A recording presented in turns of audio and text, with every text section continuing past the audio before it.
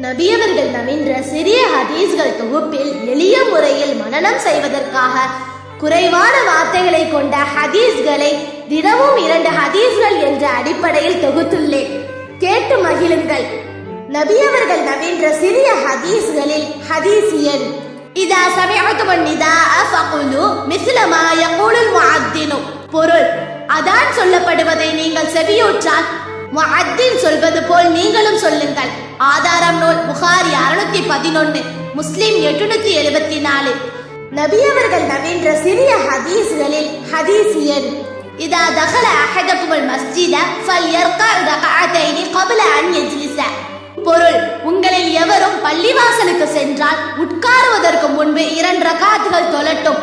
ஆதாரம் நூல் புகாரி 444, முஸ்லிம் 1687.